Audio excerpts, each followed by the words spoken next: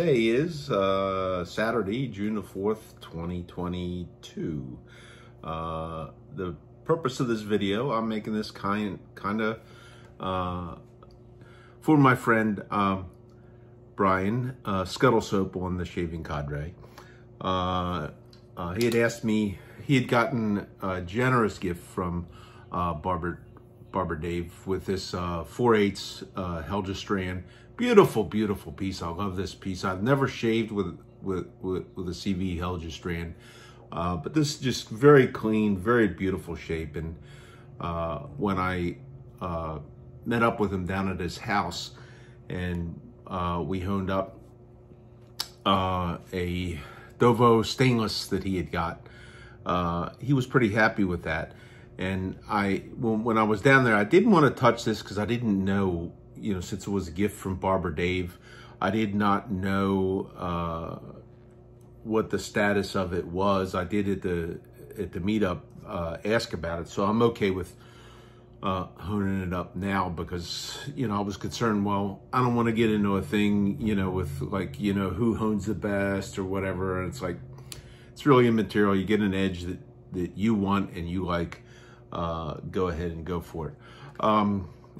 What I originally, when I was down there, I actually did my little packing peanut test, and I found, you know, after I had stropped this on one of the abrasive charged balsa strops, it seemed like it was pretty good. And there are parts of this where it does do a push cut.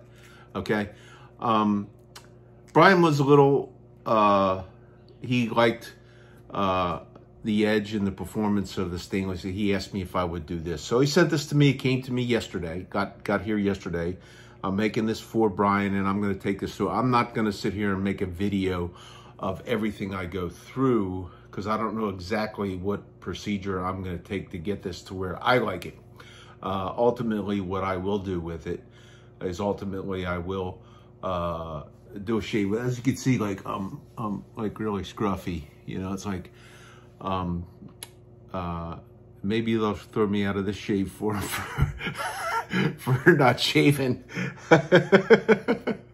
So it'd be better to be thrown out of a shave form for not shaving than to be thrown out of a shave form for showing how you sharpen your razors and wanting to talk about how you sharpen your razors, which has happened to somebody I know. Anyhow, I'm going to go through this, and you know, I was cleared once I was at the meetup, you know, that Dave did tell me that when he sent this to Brian, he said, you know, it may need honing. So that kind of released me to, you know, that I don't get into a conflict thing, which I really don't want to get into. And Brian sent along some really, really neat stuff, and I'll do that on the test shave with that. I'll use that. This is a Black Label. This is from Razor Rock. I've looked at this, okay, and I thought about getting some of this. I don't know why I didn't. Maybe it's just because I got so much stuff already. But this is the Fougere. I really, really like this. You know, and Brian, thank you for that. And Brian and I, when we talked on the telephone, we were talking about the supply injector razors, and you know, I think he had gotten Aiden the SE version with the comb, which is supposed to be like the razor that you cannot cut yourself with. And I don't know if Brian got himself one of those. I do know he got himself one of the new ones that is the adjustable version of that. And we were talking about this blade, which let's call this the black blade. This was the new blade. When I got my original supply, mine was the version 2, and I only got the stainless steel only with the 2-dot plate. The blades that came with it, I hated. I still have them. I don't know why I don't throw them out. I've used them. I've tried them. And every time I try them, they're every bit as, I cannot get through one pass with that blade so bad. I even took it in and put it in my Essence razor and tried to do that, figuring, well, open blade, it's like, oh man, this is, you know, so I'm figuring, some people love those. So I'm figuring I have, that has got to be a bad batch of those. But the supply razor, my favorite blade for that was the Schick Pro line in the injector format, the same format as this. And I love it. I think it's a great performer. Brian, and just to show you how different people, different things, Brian did not like those blades at all, but he swears by these. So it's going to be fun. I'm gonna clear this razor with part of a shave on my scruff. And the reason for my scruff, those of you that maybe have followed some of my most recent videos, which are a little bit fewer than before, and maybe followed some of my writings, and my participation has been down a little bit because let's see, it's so it's been going a little over 3 weeks that I was diagnosed with type 2 diabetes. Actually, it was 6 months before that, but I didn't know because I didn't get the paperwork until it got here. I just never saw it. So I'd taken a pretty aggressive dietary approach to resolving and controlling my blood sugar, and the results that I'm getting have been very, very pleasant and have worked for me. It's basically a ketogenic diet. I'm working at 20 to 30 grams of carbs per day. It is ketogenic because I also have elevated the percentage of my intake of calories from different fats, and it's been working. And sometimes I'm finding that I need to actually struggle to find a way to get the fat content into my diet that I need to keep that up. So keeping the carbs low, keeping the fat up. I'm tracking it with a great app. Anybody who's looking for nutritional help should look at Carb Manager. It works really, really great. For me, in learning how to do this and figuring how am I going to do this, I just kind of, it's just like I eat what I think I can eat, and I put the stuff into the Carb Manager, and it does the calculations on all the nutritional values that I need to know, and then I adjust as I go along. I've gotten my blood sugar's trending down, blood pressure's trending down. I discontinued one of the blood pressure medicines that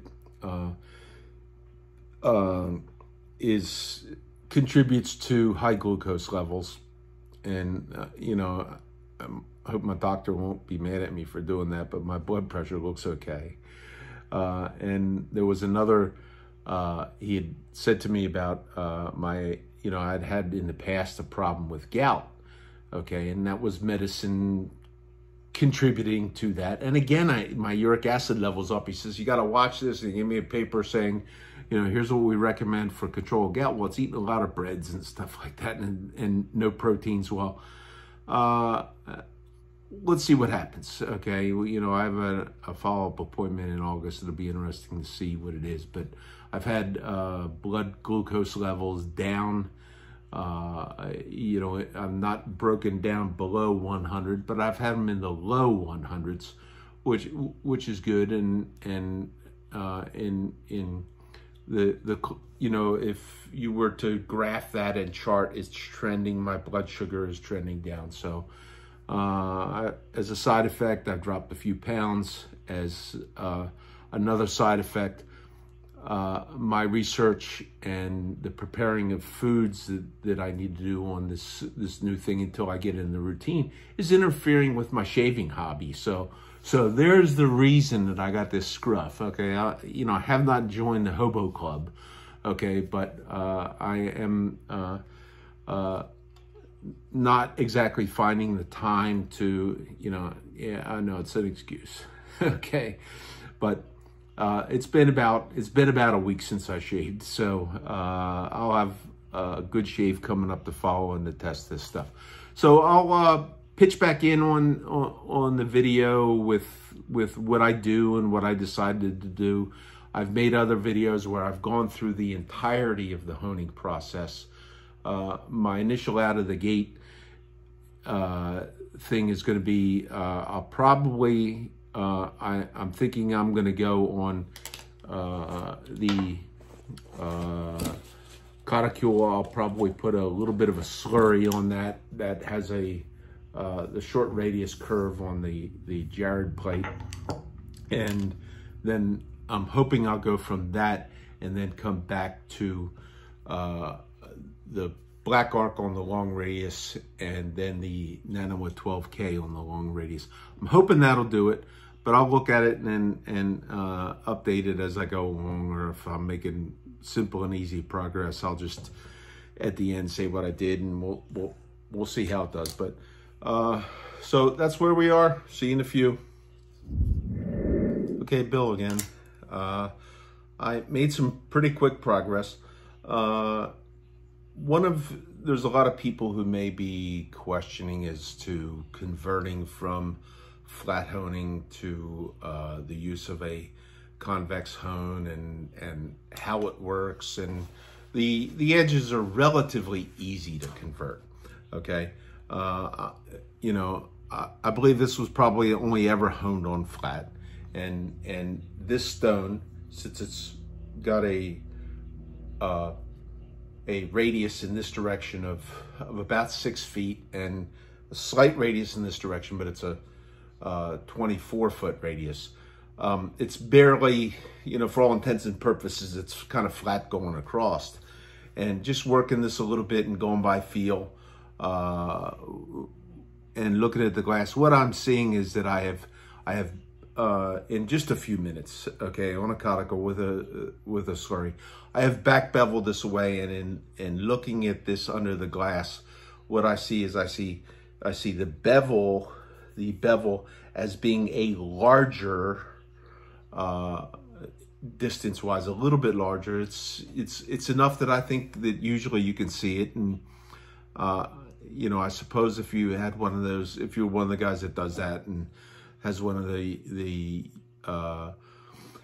cameras on your microscope, you could take pictures of them, put them side by side, and I do believe you would see that. But what I'm seeing is I have cut away into the back beveled it a little bit, and still on the very edge I've reached almost to the apex, but not quite there. It looks like, you know, I'm a little bit low, so a little bit more of that, and I would take it totally to the edge.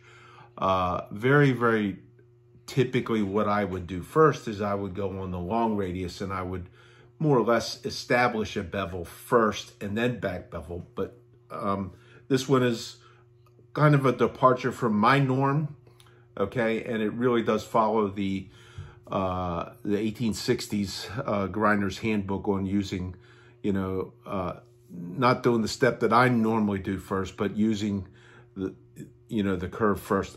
So what I'm going to do from here is I'm going to try and now go to the lesser curved, the long radius, black arc, and reach out to the edge. Okay, I'm not going to take this one. A lot of times I will take the short radius all the way to the edge to make sure I've cleaned everything. A lot of times I do that. I don't think it's necessary because I'm looking and there's only just a little teeny tiny bit under magnification at the near the very apex. And now this is a 4/8 razor, so this might be a little bit different, but usually the difference between the two on a 5/8, 6/8 razor, you're normally going to find that with the two different radiuses, you kind of split the bevel in half, where you've back beveled and that you see half of it, and then you're beginning to touch from 50% of that all the way out to the edge. And the grinder's handbook does say go to flat afterwards. I haven't done that yet. At some point, you know, I may, because I finish on the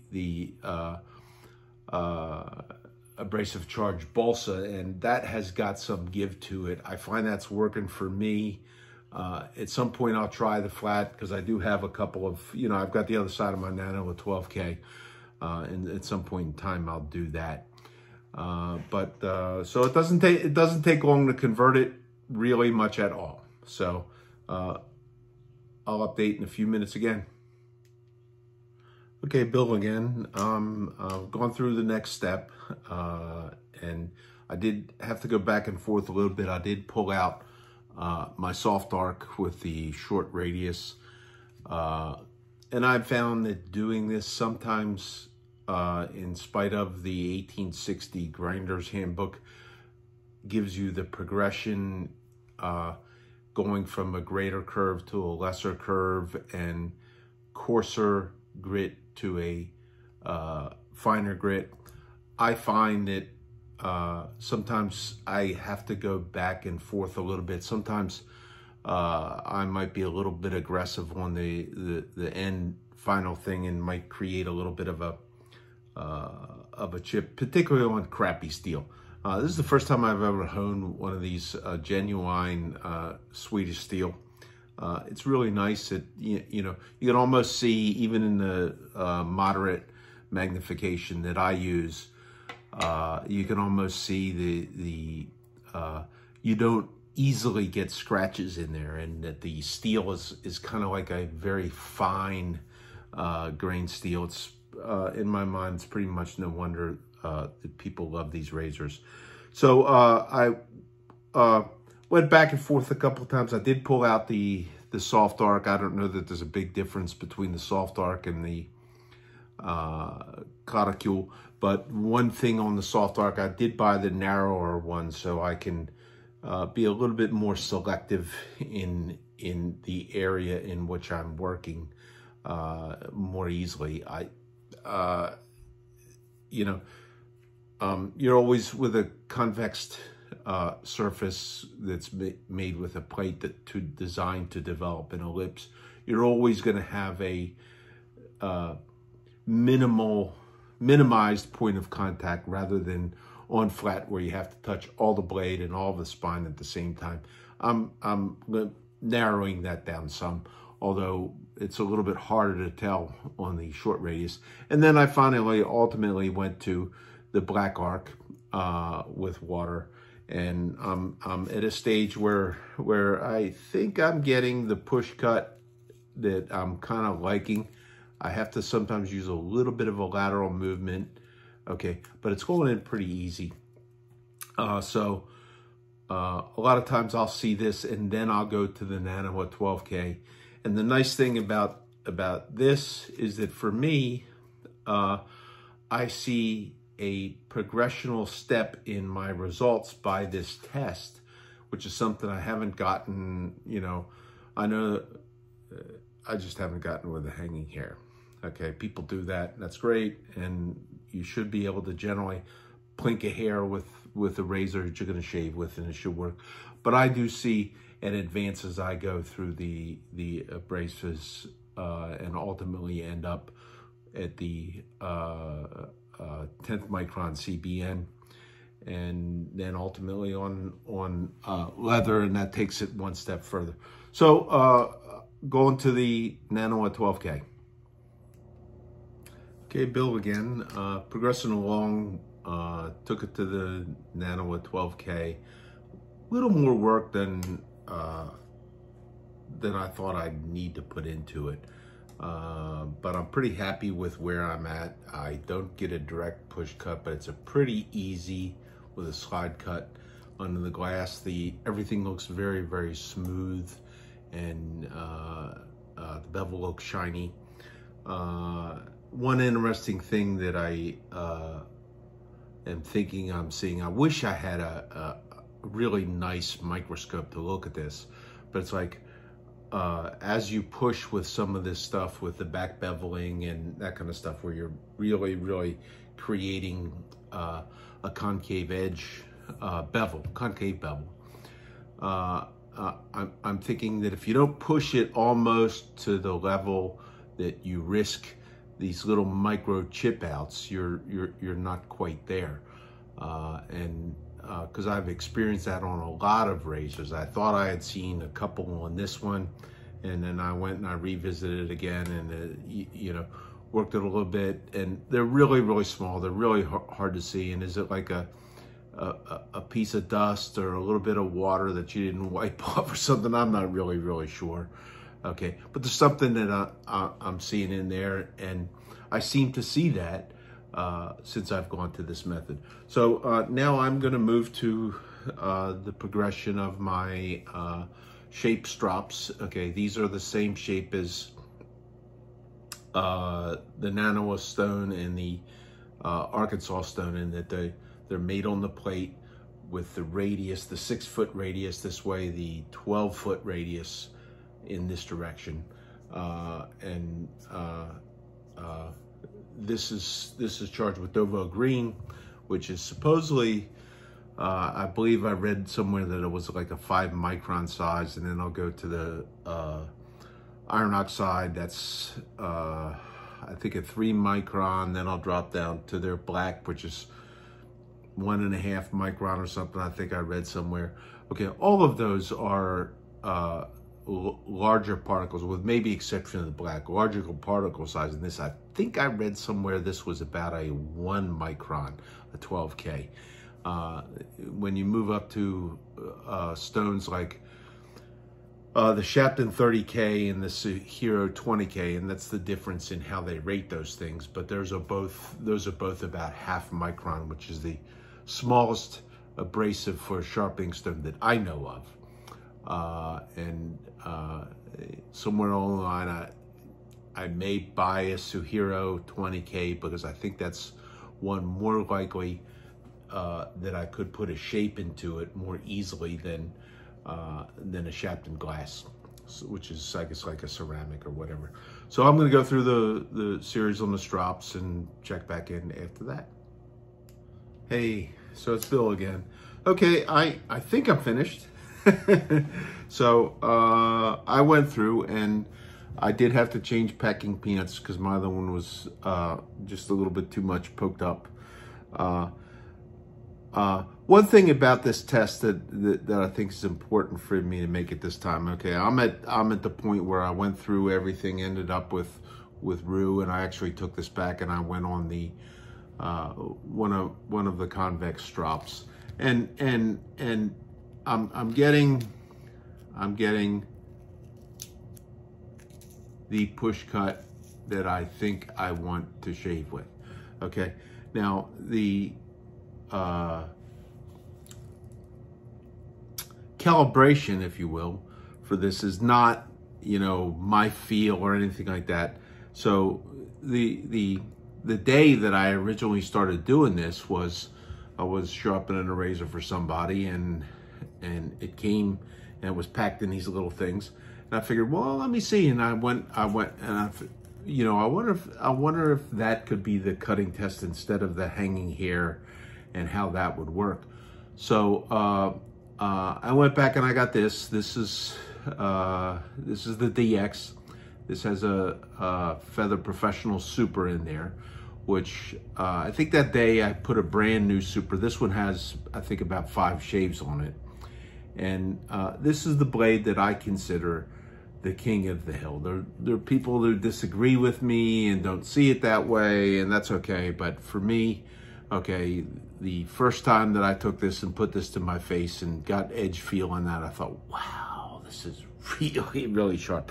So this blade was what I wanted to see and how well it worked. And I took one of these and I went along, and I wanted to see, okay, well, let me see if I get it so you can watch, so I could see, just how easy does this go in. And I'm not bouncing, I'm getting a little bit of resistance, and then it's going in.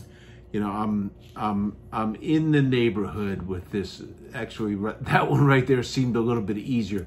But what you won't hear me say is, you won't ever hear, I don't believe you'll ever hear me say that I can hone a razor to the level to beat this, okay? I just have not had that experience on my face. Now, granted that when these are brand new, they after they are machine finished, they apply a coating, 2 coatings. I believe the first one is I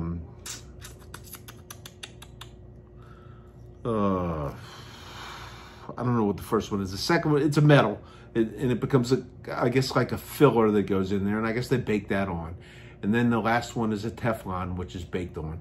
And that Teflon provides a glide because the angle on this, okay, the actual angle, the actual bevel angle on this, I guarantee you is smaller, and it has a hollow to it than this is. You know, I forget what this has a compound bevel, but it's compounded this way. And I forget what the last grind was. I read somewhere where somebody did actually give the number of degrees, and it is a broader angle than you would find on a straight razor. Okay, but there's a difference, and it's like, you know, all I want to do is I want to hone well enough my gear, okay, because I had gotten to the point that this was the king of the hill for me until the Essence razor came along, and then I got used to how much it was a little more stylish and that. But this is a great shaver. This is a really, really great shaver. Another, if you don't have that particular gear, you know, this is a, I don't know, a $10 or a $15 thing that's supposed to be, you know, it's supposed to be a takeoff on this. You know, one of these things made in China. Oh, you're gonna pay $200 for this, and I could get the same thing for $10. Okay, no, it's not the same thing. Okay, this uses a half a DE. It shaves, but it is really downright miserable loading a blade on. And let's see if you can see. You can almost see there that the heel is kicked out a little bit. It's really, really hard for me to get that loaded and to get it loaded straight. But a good friend, very great gentleman, Danny Hembry, gave this to me. I will always remember Danny for giving me this. And very generous, another great guy in the shaving community. Is just a very nice guy and very generous. So this could be used, and this is let's see if we can get a camera on this here. Okay, this seems to be going in a little bit easier. I don't know what, and this kind of goes along with one of the things that I had heard Barber Dave say about he does not like half double-edge shavettes. I'm getting this down right. Okay, he does not like them because he feels they're sharper, and I don't know if they're necessarily sharper. Thinner always wins, okay? And this is very thin. The thickness of these blades, I think they would mic out at I don't know, 3 to 4 thousandths, which is like the thickness, you know, a piece of copier paper is, I think, about 3.5 thousandths, and I think this is pushing 4. So it's a very, very thin steel. And then if you're that thin, and then I don't care what angle you put on it, you put and most of these, a lot of these double edge also have a double bevel on them. Okay, but it doesn't matter what angle you put on it, the thinness, it's like cutting a carrot. If I take a very heavy, thick chef's knife, it's harder to cut a carrot than it is a very, very thin knife. So, and that's my thing on sharpening. I'm gonna try and tie this in and put my shave on there. I don't know how many minutes I'm gonna have when I put it on. Otherwise, I'll do a separate video for the test shave. I'm gonna do that right now though, but I'm pretty happy with it. To review what I did, I started off back beveling with the cuticle on the 6-foot radius. Then I moved to, I skipped over, I didn't go on the 12-foot radius soft arc. I went right to the hard arc on the 12-foot radius, and I worked it a little bit there. And like sometimes I go back and forth, and I felt I wanted to go, because the reason I bought this was and shaped it was I wanted to try and eliminate my need for the cuticule, which is more prone to wear than this is.